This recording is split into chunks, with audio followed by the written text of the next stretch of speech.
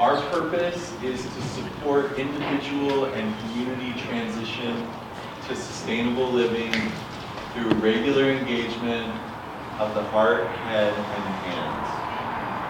And to be clear, this is a group about responding to our climate crisis. Our goals are to reduce our impacts, both our personal impacts and the impacts of our community, to build community, and that's both personal relationships and also working relationships, relationships that allow us to support each other in meaningful ways. And our third goal is to increase resilience. That's both personal resilience for ourselves as we navigate this crisis and community resilience as we navigate this crisis together. So we're going to be focusing on tangible outcomes that can increase our food security, can build out our alternative transportation. We'll look at local currency. We'll have a public education group. We'll look into sustainable services. I think that when we work together, we can accomplish big things. So I'm going to encourage us all to dream big as we think about how we might accomplish these goals. And as we do, we ask that our work be informed by values of awareness, community, which includes inclusion, responsibility, and sustainability. Feels right to pause for a moment. So I'm going to start by talking about the head, heart, hands model, because that's how we hope to accomplish our goals. So each meeting, starting with our second meeting, which will be 2 weeks from today, we'll spend part of each meeting focused on the head, which is learning about our predicament and how to respond. We'll have a variety of activities to engage in learning together, including discussions, exercises, readings, videos. There will be opportunities for any of you who are knowledgeable and passionate about a related subject to educate the group. Dave, I'm looking at you over there. And another component of the head work is sharing resources, such as sharing our books. I brought a few books tonight. Folks are more than welcome to check those out. I hope that others will bring resources to this group to share with each other so that we can all learn together.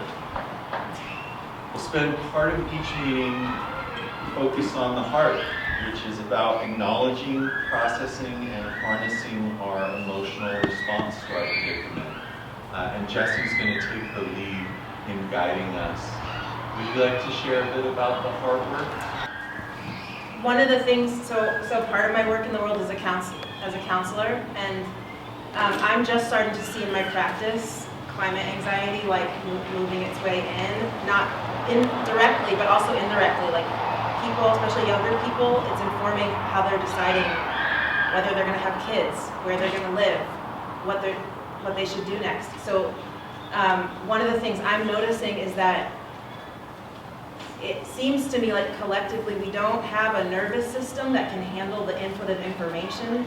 There's so much information coming, and then if you don't have a way to move that, you can't grieve, if you can't cry, if you can't express your rage, if you can't be in celebration with people, enjoy, if you can't feel solidarity from somewhere, actual felt solidarity, that it builds up. And I think what Emmy spoke to, this feeling of not caring, of shutting down, is partly a response of feeling like there's so much information and we don't have a way to move it through our nervous system. So I really feel like the heart part is partially to build, for us to learn to build nervous systems individually and together that can actually face this.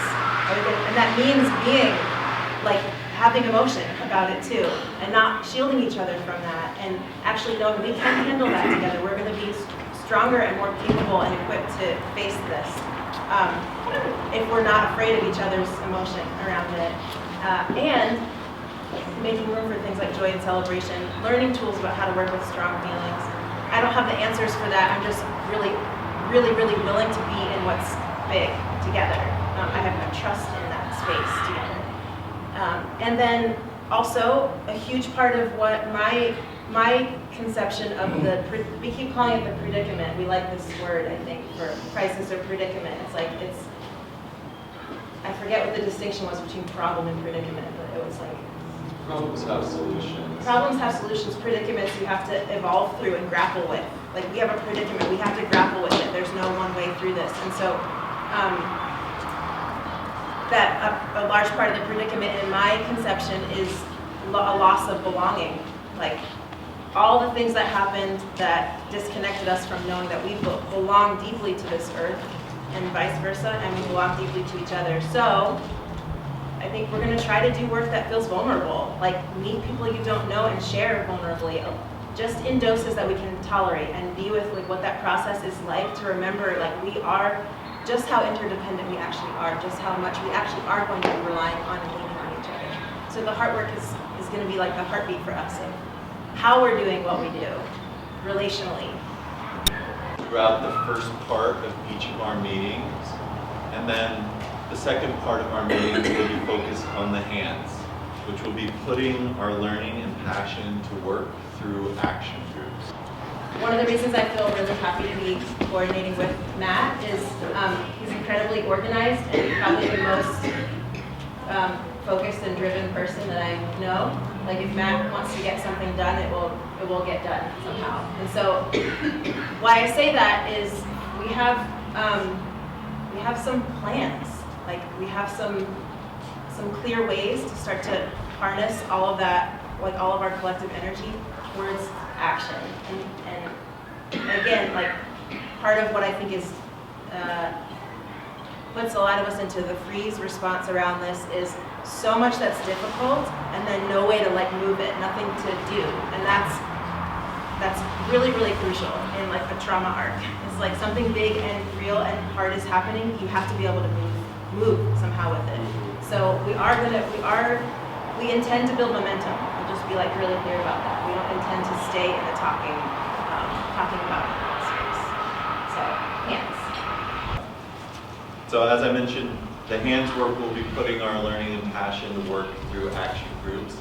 And we intend to have action groups for alternative transportation, community education, food and soil, local currency, making and repairing, political action, resource sharing, and unhoused advocacy.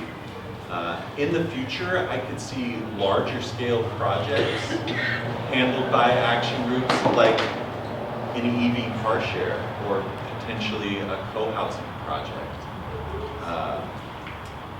And I think there will be other action groups that neither Jesse nor I have even thought of. And maybe you haven't thought of those action groups yet, but maybe you will lead them. It's very important to us that this group is co-created, that folks are leaning in and doing the work that they're passionate about. So think about, what are you passionate about? What skills do you bring? What existing efforts can be leveraged? Where can we do meaningful work? And if you're bringing your passion and commitment to the group, we're going to do whatever we can to support you in your work. This is an opportunity to lean in and lead.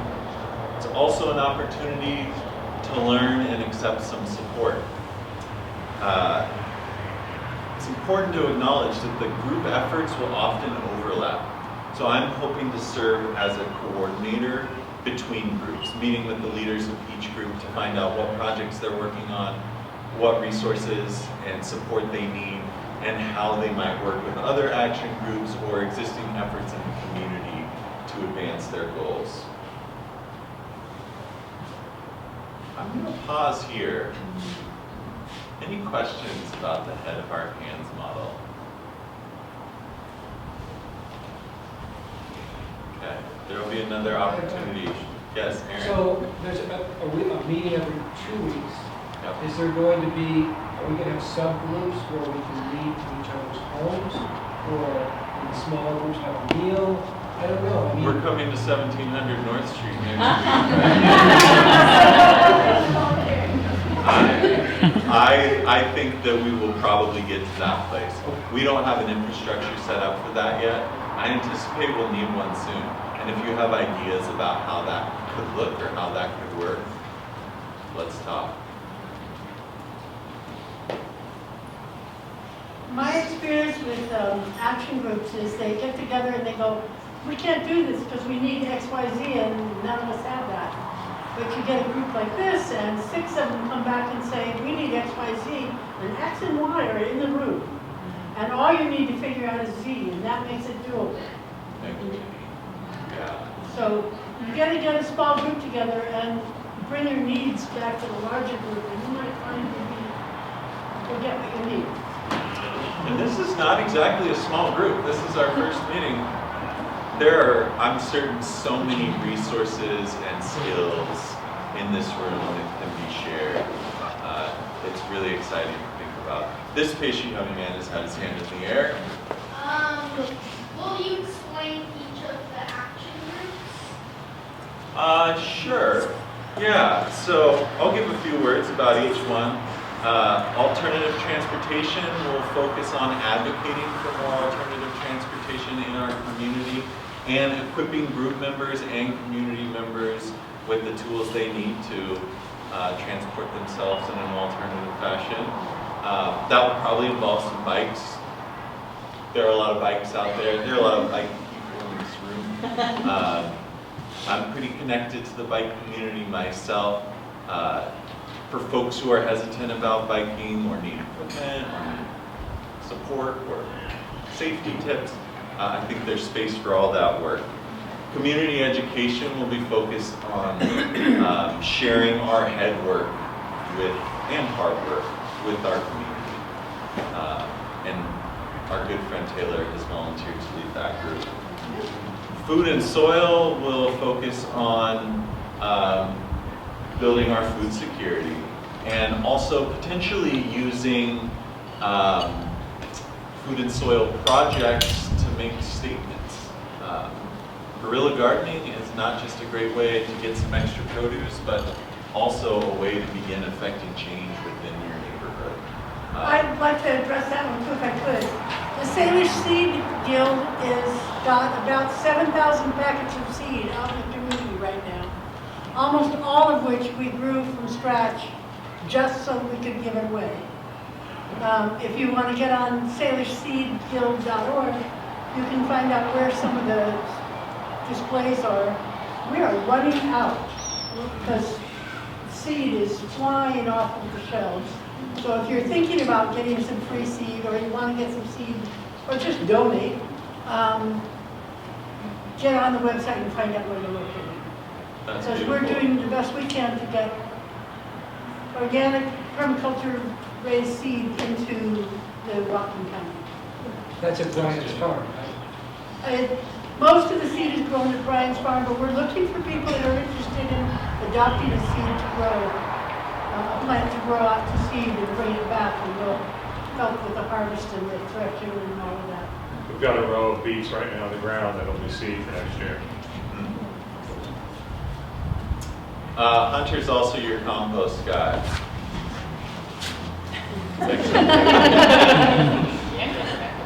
Local currency, if there are folks who are passionate about that topic, could look for ways to implement a local currency project in our community to keep our resources local, to build local resilience.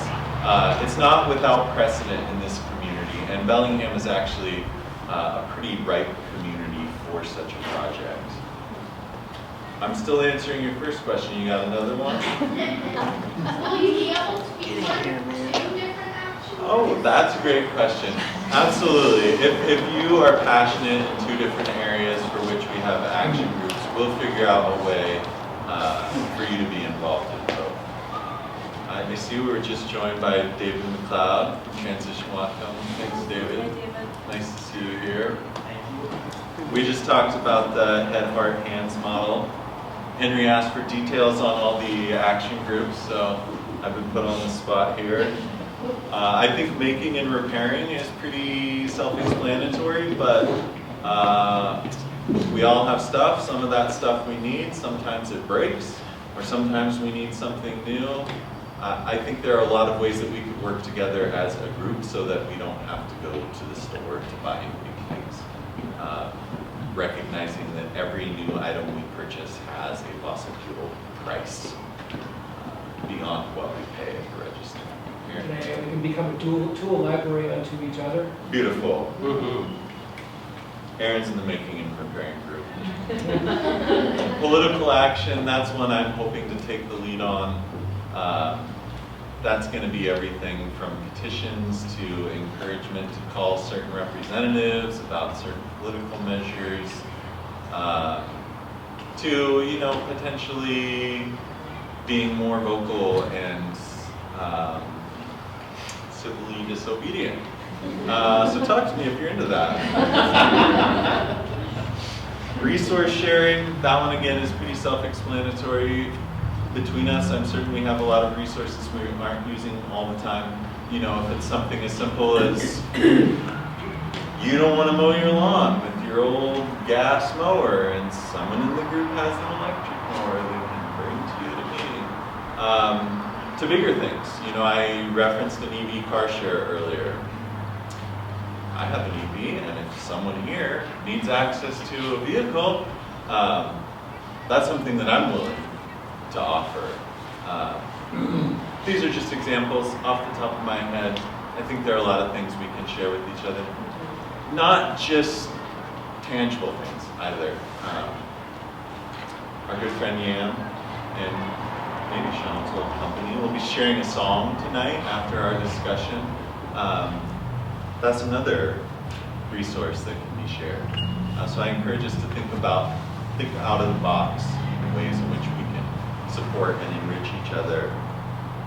And then unhoused advocacy is a group that Jesse will take the lead on. It may not seem directly related to climate, but the climate crisis and the housing crisis have largely the same causes. We also are committed to equity in our work, and we see a lot of our community members suffering. I'll also share that this work is also growing out of another group that I coordinate called Trash Club. Raise your hand if you've been to Trash Club. We meet the first Sunday of every month at the Hub Community Bike Shop to clean up litter along Whatcom Creek. There's a lot of it. It's meaningful, impactful, and ultimately spiritual work. I invite you to come out to Trash Club. Please give me money. Let's talk about it. Good stuff last time. Trash Club isn't quite all ages, but maybe we'll get there. We could find a way. That's Yeah. trying to stop all ages for stuff like this. Okay. All right. Advocacy. He's advocating for Yeah. Was that a sufficient summary of the action groups? Pretty much. I heard a yes. I'm moving on. So, Can I just add one thing? Yes. Just for those of us who get overwhelmed with the thought of like how this happened, I just want to say again that my dear friend that I collaborate with here is a strategic planner. So he's going to be supporting us in like when you have an idea, what's the steps, how do you do it, what resources do you need. So there's going to be a lot of support for bringing forward the action groups. So just want to name, if it's okay to highlight the resource that you are. yeah, thank you. Excellent hype woman here. So I mentioned earlier, we are responding to the climate crisis. What does that mean? At our next meeting, we will spend some time discussing the state of our predicament. But for now, I'm just going to offer a very short blurb, which is that the most recent report from the International Panel on Climate Change was released a couple weeks ago. This is the consensus of the scientific communities of 195 countries. So it essentially is the most current and complete information that we have about what's happening with our climate. And that report says, essentially, in a nutshell, things are worse than we thought, we have to do more than we thought, we have to do it faster, and it has to happen at every level to create systemic change. And that the stakes could not be higher. We are literally talking about the livability of our planet for our children. And the report says that we all need to, in every way possible, transition immediately away from using fossil fuels.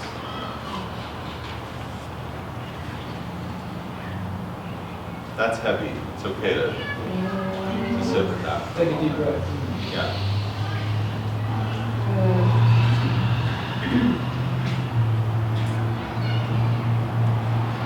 So what can we do?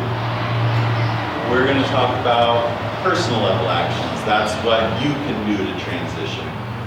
We'll give you the opportunity to calculate your carbon footprint, to set your own goal for 2025. That's the timeline recommended by the IPCC report. And we'll work together to help you identify and implement strategies to reduce your own impacts. And the group will offer you encouragement, support, and accountability. You're not in this alone. We're in this together. Perfect. We'll also discuss group actions, which is what we can do to transition together.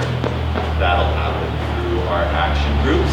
That'll happen through the connections that you make as a part of this group. That will happen through supporting each other, through sharing our resources.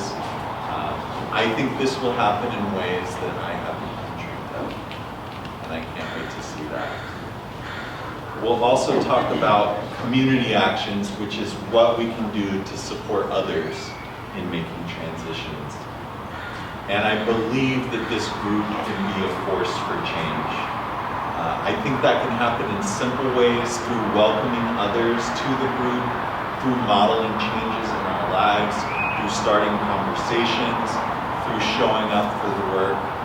Thank you for showing up for the work. And by engaging at the community level. There are models for engaging at the community level. Probably the best known is the transition model. Can you hold up that transition handbook over there, Katie? For those of you not familiar, the transition model comes from the Transition Handbook that was published in what, 06, 07? And transition movements popped up all over the world. That handbook is essentially an outline for a plan to take action at the community level. And to be clear, to transition away from fossil fuel dependence, that's what the transition is. So that model is a source of inspiration for us, and also a potential model we could adopt for this group. We didn't want to take that step until the group had formed and we got a sense of who we are and what we're doing together. But that's absolutely a viable option for this group, and we will discuss that probably at our third meeting. In the meantime, Katie over there is checking out the Transition Handbook. There's another one here, the Transition Timeline. This is another book that someone's welcome to take with them if they're curious about the transition model. Yes, we are partnering with Transition Whatcom, which is an existing transition group for the county. All of these actions, personal level actions, group actions, and community actions represent us, each of us, using the power of choice, our choices, to respond in practical and meaningful ways. This is using the power that we have to choose or create better outcomes in our own lives and for our communities. We can't do it all, but we can all do something. There are some beautiful byproducts of this process. It's not just about sacrifice. It's not just about hard work. Making choices that align better with your values will decrease your cognitive dissonance and improve your mental health. It will cause you to feel empowered It will give you a sense of purpose. And we have the opportunity here to be part of a real community that cares. That's a beautiful byproduct. That is the product, really. What else will this group do? We don't know yet. This group will be co-created by you. Our group discussions and process will inform how this group evolves and the shape that it takes. I think it's very important to emphasize that we must be inclusive in our efforts.